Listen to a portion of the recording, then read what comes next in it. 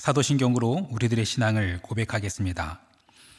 전능하사 천지를 만드신 하나님 아버지를 내가 믿사오며 그 외아들 우리 주 예수 그리스도를 믿사오니 이는 성령으로 잉태하사 동정녀 마리아에게 나시고 본디오 빌라도에게 고난을 받으사 십자가에 못 박혀 죽으시고 장사한 지 죽은 자 가운데서 다시 살아나시며 하늘에 오르사 전능하신 하나님 우편에 앉아 계시다가 저리로서 산 자와 죽은 자를 심판하러 오시리라.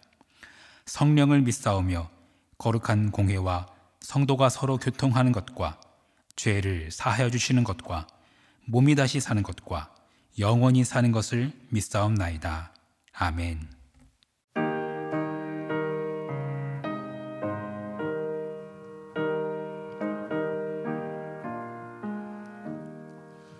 주와 같이 길 가는 것 즐거운 일 아닌가.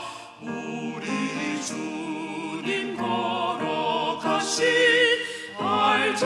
발자취를 밟겠네. 한 걸음 한 걸음 주 예수와 함께 날마다 우리 걸어가리. 어린아이 같은 우리 미련하고 약하나 주의 손에 이끌리어 생명길로 가겠네.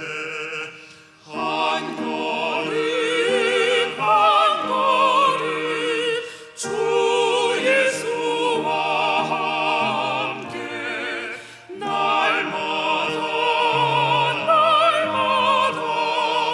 우리 걸어가리. 꽃이 피는 들판이나 험한 골짜기라도 주가 인도하는 대로 주와 같이 가겠네. 한 걸음 한 걸음 주 예수와 함께 날마다 우리 걸어가리. 옛 선지자 헤녹같이 우리들도 천국에 들려 올라갈 때까지 주와 같이 걷겠네. 한 걸음 한 걸음 주 예수와 함께 날마다 우리 걸어가리.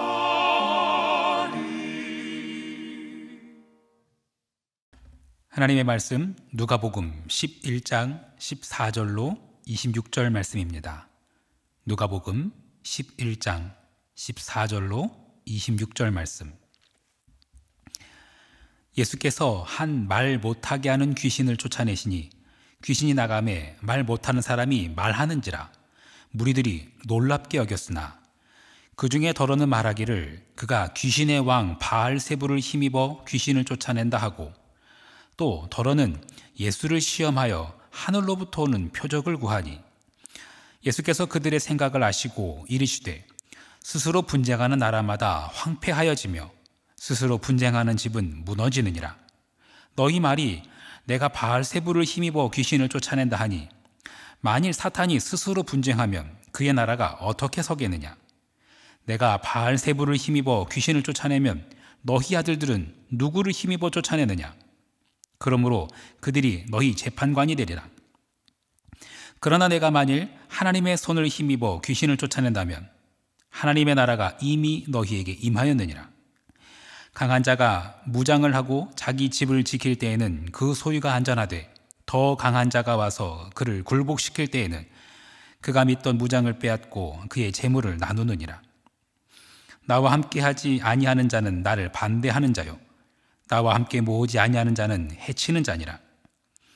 더러운 귀신이 사람에게서 나갔을 때 물 없는 곳으로 다니며 쉬기를 구하되 얻지 못하고 이에 이르되 내가 나온 내 집으로 돌아가리라 하고 가서 보니 그 집이 청소되고 수리되었거늘 이에 가서 저보다 더 악한 귀신 7을 데리고 들어가서 거하니 그 사람의 나중 형편이 전보다 더 심하게 되느니라. 잠시 기도하겠습니다. 하나님, 오늘도 우리에게 새로운 한 날을 허락하시니 감사합니다. 한 걸음 한 걸음 주 예수와 함께 그렇게 걸어가는 이 하루가 되게 하여 주옵소서. 어디를 가든 무엇을 하든 주님과 함께 걷는 이 하루가 되게 하여 주시옵소서. 어린아이 같은 우리 미련하고 약하나 오직 주님의 손에 이끌림 받기를 원합니다. 오직 주님만이 나의 길이요 진리요 생명이며 나의 지혜입니다. 주님 외에 다른 곳에 나의 소망을 두지 않게 하옵소서. 이제 우리가 말씀 앞에 서고자 합니다. 말씀을 읽고 듣고 묵상하며 또한 그 말씀대로 살아내는 오늘 하루가 되게 하여 주옵소서. 예수 그리스도의 이름으로 기도합니다. 아멘. 제게는 아이가 둘 있습니다. 첫째는 딸이고 둘째는 아들 녀석입니다. 올해 7살이 되었습니다. 첫째 녀석은 7살이 되었는데 책 읽기를 참 좋아합니다. 그리고 말도 참 예쁘게 잘합니다. 아빠 쌍따봉 뭐 이런 말도 잘하고요. 아빠 잘할 수 있을 거예요. 아빠 힘내세요. 이런 격려하는 말도 참 잘합니다. 말 너무 예쁘게 하죠. 둘째 녀석은 아직 두 돌이 채 못 되었어요. 그래서 그냥 몇몇 단어 이야기할 줄 압니다. 아빠 최고도 아니고 아빠 최고 이런 말 하고요. 사랑해요도 아직 조금 혀가 짧아서 사랑해요 이 정도 합니다. 네. 그리고 뭐 예쁜 말 아니고 좀 미운 말도 합니다. 셔 이런 말도 합니다. 네. 그리고 첫째 딸 아이가 종종 저희 부부가 하는 말을 따라하기도 합니다. 여보 사랑하오. 네. 네, 제가 아내가 저한테 자주 하는 말이니 이제 그거 듣고 따라하는 겁니다. 참 듣기 좋은 말이죠. 사랑한다는 말 참 예쁜 말입니다.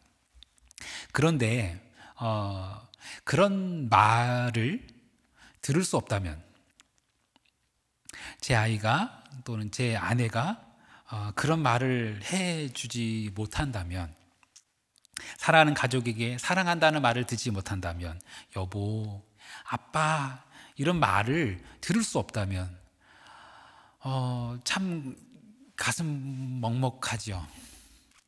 천성적으로 언어 장애를 가지고 태어난 아이들 있습니다. 그런 아이들은요 울음소리조차 없습니다. 장성하더라도 그 아이가 크더라도 아빠 사랑해요 이 말을 할 수 없습니다. 제 주변에도 제가 아는 분 중에 그런 가정이 있습니다. 참 그 안타까운 마음을 가릴 길이 없습니다. 그런데 만약에 말 못하던 아이가 말을 할 수 있다면 엄마라고 말하게 되는 거예요. 사랑해요 라고 말하게 된다는 거예요. 그러면 그 말 소리는요 어떤 천사의 노랫소리보다도 아름답게 들릴 겁니다. 온 세상을 진동시키는 그 어떤 소리보다도 그 아이의 그 말은 그 부모의 가슴을 진동시킬 겁니다.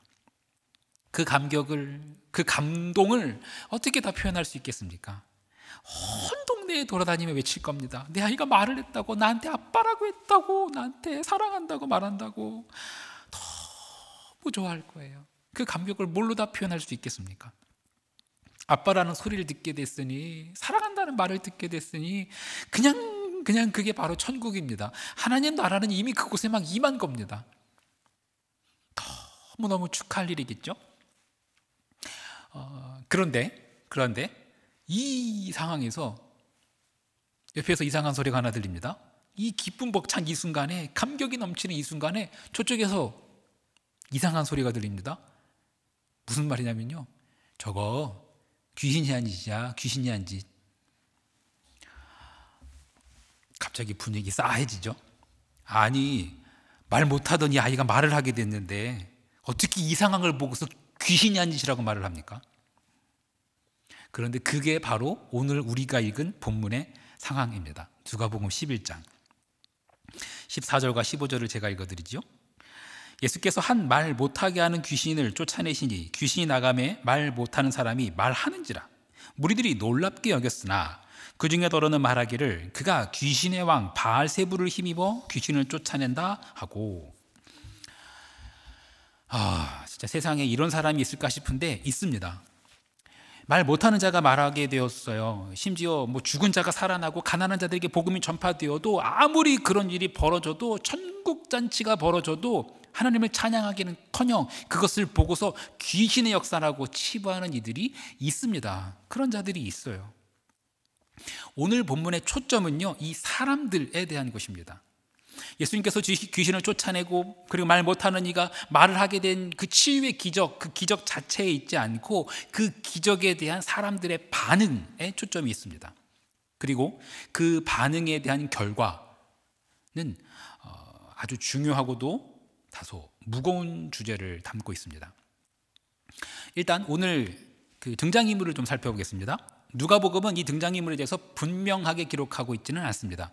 이렇게 표현합니다. 그 중에 더러는 말하기를 이라고 기록합니다. 하지만 오늘 본문의 사건과 병행 본문인 마태복음 12장에서는 그들이 바리새인이라고 기록하고 있습니다. 마가복음 3장에도 동일한 사건이 등장하는데 마가복음에서는 그들이 예루살렘에서 내려온 서기관이었다라고 기록합니다.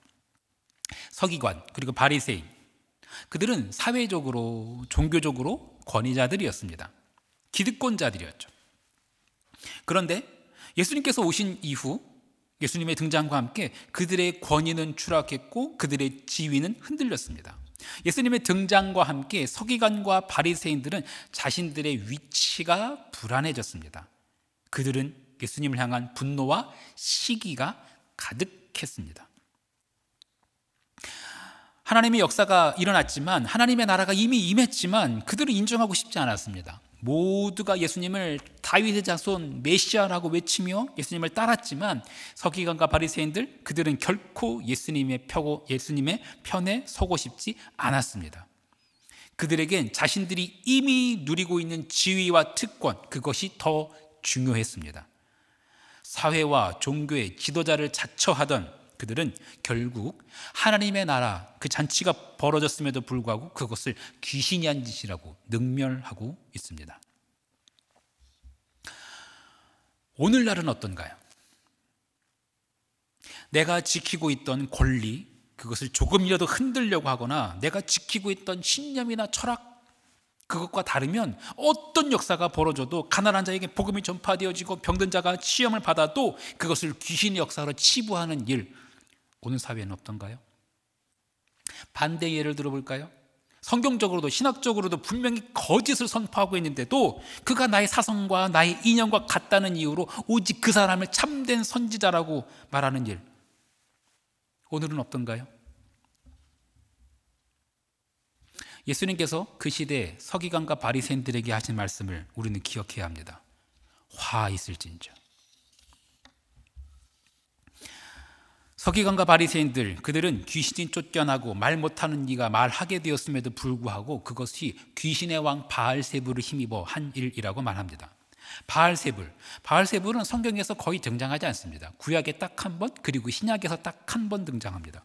구약에서는 열왕기하 1장에서 등장하고요, 신약에서는 오늘 우리가 이 읽은 본문 이곳에서 딱 한 번 등장합니다. 귀신의 왕 바알세불이라고 기록했습니다만 사실 바알세불은 파리의 신입니다. 여러분, 고대 신화에 바다의 신 포세이돈, 천둥의 신 토르 있지 않습니까? 여러 신이 있는데 바알세불은요 파리의 신입니다. 파리의 왕이에요. 파리 왕. 순서만 바꿔볼까요? 왕파리입니다. 네. 서기관과 바리새인들이 예수님께서 행하신 기적을 보고 바알세불을 운운한 것은 어떤 신학적 고민이나 해석이 있었던 것이 아니라 그저 예수님을 능멸하기 위한 것이었습니다. 참, 서기관과 바리새인들, 나름 배웠다고 하는 이들이 돈과 권력을 맛보고서는 이렇게 무지하고도 몽매한 자들이 되어버리고 말았습니다. 오늘 우리 사회는 어떤가요? 하나님께서 주신 사명으로 정말 학업에 매진하는 이들도 정말 많이 있습니다. 그렇지만 하나님 나라에 대한 소망 그딴 건 전혀 관계없이, 그런 건 전혀 관심도 없이 공부만 하고서 전교 1등을 지켜내던 자들이 이 사회에서 어떤 일을 벌이고 있나요?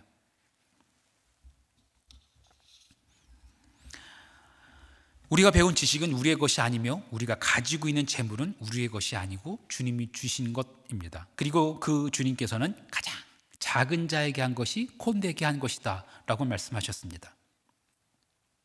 그렇다면 우리는 우리가 배운 것, 우리가 가진 것으로 이웃에게, 특별히 가장 작은 자들에게 베풀어야 하는 것이 마땅합니다. 그것이 우리의 사명입니다. 그것이 모든 믿는 자들의 사명인 줄 믿습니다. 우리의 자녀들이 그렇게 열심히 배우고 취하여서 가장 낮은 자들에게 베푸는 것,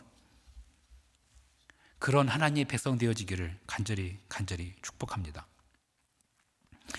서기관과 바리새인들의 그런 반응에 대해서 하나님 나라 역사를 보고도 귀신이 한 짓이라고 능멸하는 그들을 향해서 예수님은 뭐라고 말씀하시는지 계속해서 본문을 살펴보겠습니다. 누가복음 11장 20절 말씀. 그러나 내가 만일 하나님의 손을 힘입어 귀신을 쫓아낸다면 하나님의 나라가 이미 너희에게 임하였느니라. 네, 공생애를 시작하면서 예수님께서는 하나님의 나라가 가까이 왔다라고 선언하셨습니다. 그런데 오늘 이 사건에서는 하나님의 나라가 이미 임했다라고 선언하십니다. 예수님께서 분명히 하나님의 손, 하나님의 권능을 힘입어 귀신을 쫓아내셨습니다. 하나님의 권능이 임했고 하나님의 나라는 이미 그곳에 임했습니다. 이제 중요한 것은 그 기적 자체가 아니라 그 기적을 본 자들의 결단입니다. 이미 임한 하나님의 나라를 받아들일 것인가 거부할 것인가. 여러분은 어느 편에 서시겠습니까? 어느 편? 이런 식으로 말하면 왜 교회에서 편 가르게 하려고 하냐 하면서 불편해하시는 분들도 있을 것 같습니다. 하지만 오늘 본문은 이 사건에서 예수님께서 계속해서 이렇게 말씀하십니다. 누가복음 11장 23절. 나와 함께하지 아니하는 자는 나를 반대하는 자요, 나와 함께 모으지 아니하는 자는 해치는 자니라. 오늘 설교의 제목이 신앙에도 중도가 있는가입니다. 중도의 믿음. 하나님을 믿는다고 하긴 하는데 아직 확신이 없는 믿음? 아니, 그런 거라기보단요, 중도의 믿음이란 하나님 편에 서겠다고 하면서도 여전히 세상에 미련이 남은 그런 믿음, 여전히 자기가 누리고 있던 권력, 지위, 그런 것들을 전혀 포기하지 못하는 그런 믿음을 이야기합니다. 이런 자들을 향해서 예수님은 뭐라고 말씀하실까요? 한번 신앙을 부부관계로 비유해 보고자 합니다. 저는 그 신앙을 부부관계를 통해서 설명하는 것 좋아합니다. 예수님께서도 첫 기적을 혼인잔치에서 하셨죠. 그리고 성경의 마지막 책인 요한계시록에서도 어린 양의 혼인잔치가 등장합니다. 성경은 부부관계를 통해서 신앙을 설명하기를 좋아합니다. 결혼을 약속한 부부가 있다고 해볼게요. 그런데 뭔가 좀 찜찜한 겁니다.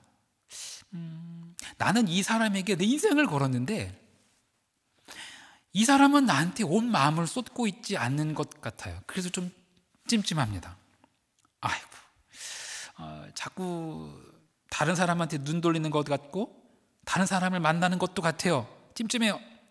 그런데 결국 그런 모습을 현장에서 발각당했습니다. 기가 막힐 노릇이지요. 아마 그 사람은 이런 말을 분명히 듣게 될 것입니다. 당신 뭐야? 이 사람이야 나야? 결정해! 여러분, 이 상황에서 중도라는 것을 지킬 수 있을까요? 여러분, 사랑에는 중도가 없습니다. 사랑에 있어서 중도가 있다면 그건 양다리입니다. 그건 사랑이 아닙니다. 저 인간인지 나인지 결정해야 됩니다. 여러분, 이건 독단적인 것이 아니고요, 사랑의 순결함입니다. 사랑에 중도가 없듯이 신앙에도 중도 없습니다. 예수님은 분명히 이렇게 말씀하셨습니다. 나와 함께 하지 않는 자는 나를 반대하는 자요, 나와 함께 모으지 아니하는 자는 해치는 자니라.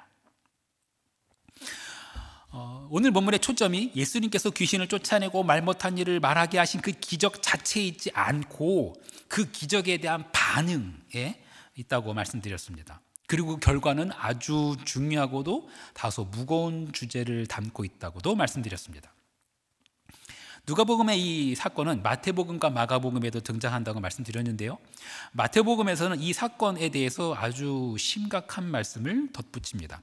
마태복음 12장 30절로 32절 말씀. 나와 함께하지 아니하는 자는 나를 반대하는 자요, 나와 함께 모으지 아니하는 자는 해치는 자니라. 그러므로 내가 너희에게 이르노니 사람에 대한 모든 죄와 모독은 사심을 얻되 성령을 모독하는 것은 사심을 얻지 못하겠고, 또 누구든지 말로 인자를 거역하면 사심을 얻되 누구든지 말로 성령을 거역하면 이 세상과 오는 세상에도 사심을 얻지 못하리라. 네, 이른바 성령회방죄, 바로 그 성령회방죄가 바로 이 사건에서 등장합니다. 인자를 거역하면 사심을 얻되 성령을 거역하면 사심을 얻지 못한다. 이건 무슨 말씀이냐면, 예수님을 그저 나사렛 촌뜨기라고 예수님을 무시한다면 그거 이해할 수 있겠다. 하지만 예수님께서 성령으로 이루신 것들, 하나님 나라가 이미 임한 그 현장의 사건을 보고도 그것을 받아들이지 않는다면, 그걸 보고 귀신이 했다라고 그렇게 운운한다면 그건 사심을 얻지 못한다라는 뜻입니다. 마가복음은 역시 이 사건을 기록하면서 성령회방죄를 언급합니다. 마가복음을 볼까요? 3장 29절과 30절. 누구든지 성령을 모독하는 자는 영원히 사하심을 얻지 못하고 영원한 죄가 되느니라 하시니, 이는 그들이 말하기를 더러운 귀신이 들렸다 함이러라. 네, 성령회방죄. 예수님께서 하나님의 능력을 힘입어 귀신을 쫓아내셨지만, 하나님의 나라가 이미 임했지만 그걸 귀신을 힘입어 한 것이라고 능멸한 서기관과 바리새인들, 바로 이 사건을 두고 예수님은 성령회방죄를 말씀하십니다. 말 못하는 이가 말하게 되었는데, 성령 역사가 벌어지고 있는데, 하나님의 잔치가 열렸는데 나의 지위, 나의 이념 또는 나의 기득권, 그런 것들 때문에 하나님 나라 탐탁지도 않고, 그 정도가 아니라 그걸 부정하며 심지어 귀신의 힘을 힘입어서 벌인 일이라고 그렇게 말하는 것이야말로 성령회방죄라는 것입니다. 아까 남녀관계를 다시 한번 생각해 볼까요? 나랑 이 인간 사이에 적당히 중도를 지키는 그런 사람에 대해서 어떻게 생각하십니까? 양다리 걸치는 사람? 마음에 두 여자 또는 두 남자 품고 있는 그 사람에 대해서 여러분 어떻게 생각하십니까? 절대 그런 인간이랑은 결혼하면 안 되죠. 그건 진실한 사랑에 대한 모욕입니다. 그런 사람과는 다시는 연락도 하지 말아야 됩니다. 용서가 안 됩니다. 신앙에 있어서 적당히 중도를 지키는 것에 대해서, 그것에 대해서는 여러분 어떻게 생각하십니까? 온전히 하나님 편에 서지 않고 적당히 양다리 걸치는 신앙. 예수님은 이렇게 말씀하십니다. 사하심을 영원히 얻지 못하고 영원히 죄에 처하느니라. 서기관과 바리새인들은 말 못하게 하는 그 귀신을 쫓아내신 예수님을 보고 저거 귀신 힘입어서 귀신 쫓아냈다고 합니다. 예수님께서는 이렇게 말씀하십니다. 스스로 분쟁하면 그의 나라가 어떻게 서겠냐. 귀신이 귀신끼리 싸우면 어떻게 하냐는 말씀입니다. 귀신이 그렇게 바보냐, 이런 뜻이죠. 예수님께서 귀신을 힘입어 귀신을 쫓아낸다는 것 그 자체가 모순이지요. 예수님께서 귀신을 쫓아내신 이 사건에 대해서 누가복음은 마태복음과 마가복음에 등장하지 않는 좀 다소 무서운 이야기로 마무리합니다. 한 귀신이 나갔다가 나중에 7 귀신이 들어갔다라는 이야기입니다. 예수님께서 하신 말씀, 누가복음 11장 24절로 26절. 더러운 귀신이 사람에게서 나갔을 때에 물 없는 곳으로 다니며 쉬기를 구하되 얻지 못하고 이에 이르되 내가 나온 내 집으로 돌아가리라 하고 가서 보니 그 집이 청소되고 수리되었거늘 이에 가서 저보다 더 악한 귀신 7을 데리고 들어가서 거하니 그 사람의 나중 형편이 전보다 더 심하게 되느니라.